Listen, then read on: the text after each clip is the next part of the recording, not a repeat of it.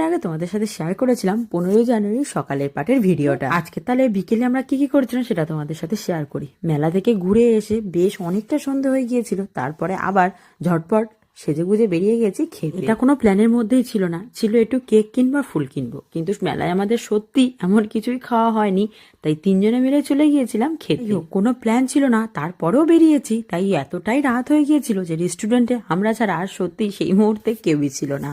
তবে যাই বলো তাই বলো, ফাঁকা রেস্টুরেন্টে খাওয়ার কিন্তু মজাই আলাদা। সত্যি কথা বলো, শ্লোককে নিয়ে আমরা কখনোই বাইরে খেতে যাই না, কারণ ও এতটাই ছোট, ওকে বাইরের খাবার খুব একটা দিই না।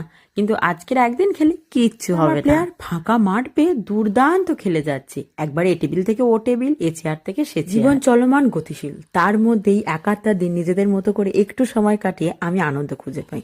আনন্দ খোঁজার জন্য আমার সত্যি বাইরে যাওয়ার দরকার পড়ে না। তার থেকে বড় কথা, আজকে শ্লোক যা আনন্দ করেছে, এত আনন্দ আমি ওকে খুব কম করতে দেখি।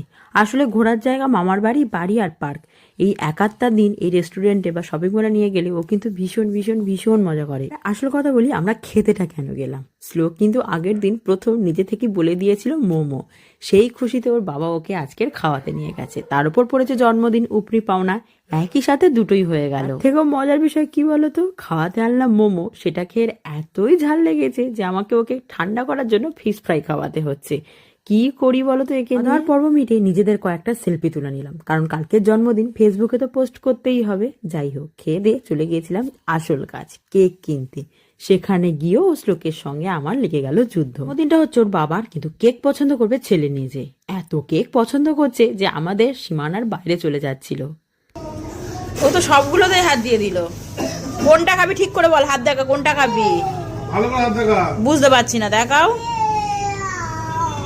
ওই বাটারস্কচ, ও বাটারস্কচ কেক খাবি বাবু? তাহলে বাটারস্কচ নি, বাটারস্কচ নি। আচ্ছা বাটারস্কচ না। আমার কাছে জন্মদিন ফুল ছাড়া কিন্তু পুরো অসম্পূর্ণ হয়, কারণ এই দিনটা ফুলের মতোই পবিত্র, ফুলের মতোই সুন্দর। তবে যাই বলো তাই বলো, উপহার দিয়ে আমি যা মন থেকে শান্তি পাই, অন্য কোনো গিফট দিয়ে আমার মনে অতটা শান্তি আসে না। যাই হোক, ফুলের বুকেটা ছোট্টর ওপরে হলো আমার কিন্তু ভীষণ পছন্দ হয়েছে।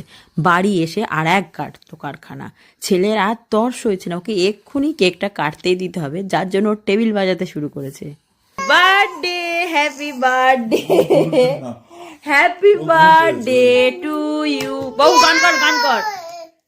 ওর সাথে বল, happy birthday to you, happy birthday to you. ওই তো তালে মিলাচ্ছে বাবু।